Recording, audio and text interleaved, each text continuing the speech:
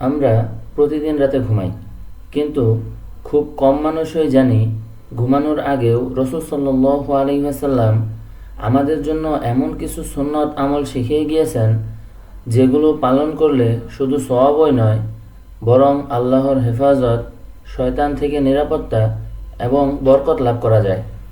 অনেকেই মনে করেন ঘুমানো শুধু একটি স্বাভাবিক কাজ, কিন্তু ইসলামে ঘুমও একটি ইবাদতে পরিণত হতে পারে যদি তা সুন্নাহ অনুযায়ী হয়। আজকের এই ভিডিওতে আমরা জানব ঘুমানোর আগে 10টি গুরুত্বপূর্ণ সুন্নত আমল। প্রতিটি আমলের হাদিসের দলিল, ফজিলত এবং সংক্ষিপ্ত ব্যাখ্যা থাকবে, তাই ভিডিওটি শেষ পর্যন্ত দেখুন, কারণ শেষের দিকের আমলগুলোর মধ্যে এমন কিছু আছে যেগুলো রাসূল সাল্লাল্লাহু আলাইহি ওয়াসাল্লাম কখনো ছাড়তেন না। চলুন শুরু করা যাক। 1 নম্বর সুন্নত আমল হলো ঘুমানোর আগে ওযু করা। রাসূল সাল্লাল্লাহু আলাইহি ওয়াসাল্লাম বলেন, যখন তোমরা ঘুমাতে যাবে তখন নামাজের ওযুর মতো ওযু করে নাও। ওযু অবস্থায় ঘুমালে মানুষ পবিত্র অবস্থায় থাকে। অনেক আলেম বলেন, এই অবস্থায় মৃত্যুবরণ করলে সে পবিত্র অবস্থায় আল্লাহর সঙ্গে সাক্ষাৎ করবে।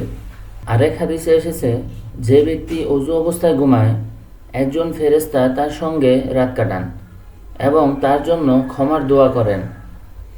দিনের শেষে পবিত্র অবস্থায় আল্লাহর কাছে নিজেকে সমর্পণ করা একজন মুমিনের সুন্দর অভ্যাস।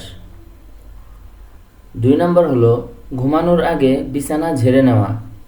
রাসূল সাল্লাল্লাহু আলাইহি ওয়াসাল্লাম বলেছেন, তোমাদের কেউ যখন নিজের বিছানায় শুতে যাবে তখন সে যেন তার লুঙ্গি বা কাপড়ের ভেতরের অংশ দিয়ে বিছানাটি 3 বার ঝেড়ে নেয়, কারণ সে জানে না তার অনুপস্থিতিতে সেখানে কি এসেছে।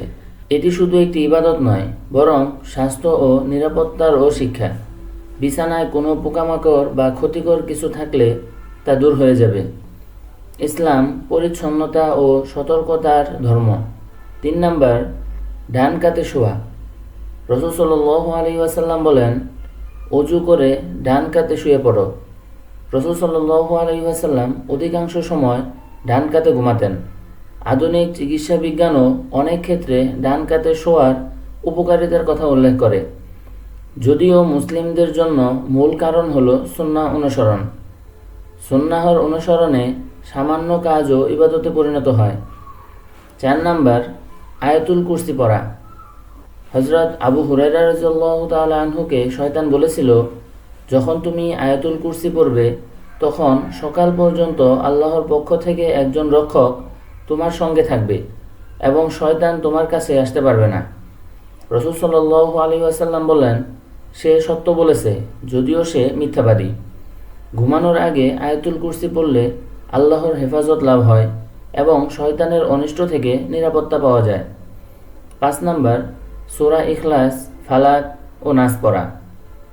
আয়েশা রাদিয়াল্লাহু তাআলা আনহা বলেন, রাসূল সাল্লাল্লাহু আলাইহি ওয়াসাল্লাম প্রতি রাতে ঘুমানোর আগে সূরা ইখলাস, সূরা ফালাক ও সূরা নাস পড়ে 2 হাতে ফু দিতেন। তারপর মাথা ও শরীর যতদূর সম্ভব মাসহ করতেন। এভাবে 3 বার করতেন। এই 3টি সূরা সব ধরনের অকল্যাণ, হিংসা, জাদু এবং শয়তানের কুমন্ত্রণা থেকে আল্লাহর আশ্রয় প্রার্থনার শিক্ষা দেয়। 6 নম্বর, সূরা বাকারার শেষ 2 আয়াত পড়া। রাসূল সাল্লাল্লাহু আলাইহি ওয়াসাল্লাম বলেছেন, যে ব্যক্তি রাতে সূরা বাকারার শেষ 2 আয়াত পড়বে তা তার জন্য যথেষ্ট হবে। আলেমদের ব্যাখ্যা, যথেষ্ট হবে বলতে আল্লাহর বিশেষ হেফাজত, সওয়াব এবং রাতের জন্য নিরাপত্তা বোঝানো হয়েছে। 7 নম্বর, সূরা কাফিরুন পড়া। রাসূল সাল্লাল্লাহু আলাইহি ওয়াসাল্লাম বলেন, যখন তুমি ঘুমাতে যাবে তখন কুল ইয়া আইয়ুহাল কাফিরুন পড়ে ঘুমাও, কারণ এটি শিরক থেকে মুক্তির ঘোষণা। এই সূরায় তাওহীদের ঘোষণা রয়েছে, তাই ঘুমানোর আগে এটি পড়া উত্তম। 8 নম্বর, তাসবিহে ফাতিমা পড়া।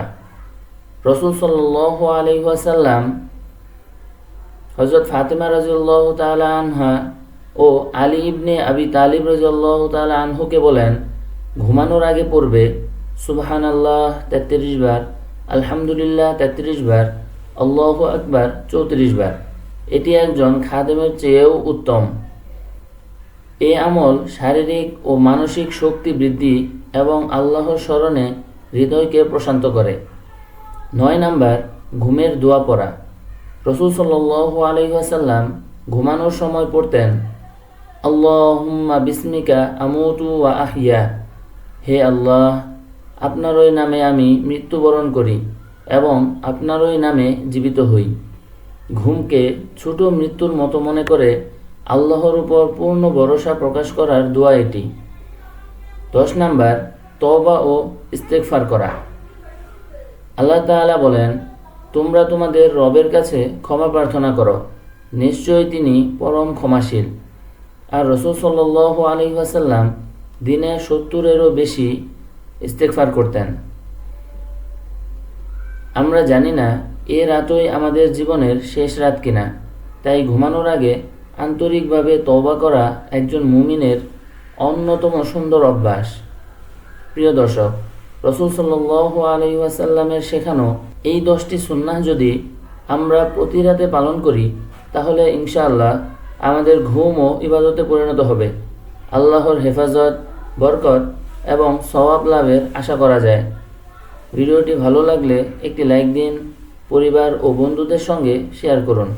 ইসলামিক জ্ঞানভিত্তিক আরও এমন ভিডিও পেতে আমাদের চ্যানেলটি সাবস্ক্রাইব করুন। আল্লাহ আমাদের সবাইকে রাসূল সাল্লাল্লাহু আলাইহি ওয়াসাল্লামের সুন্নাত অনুযায়ী জীবনযাপন করার তৌফিক দান করুন। আমিন।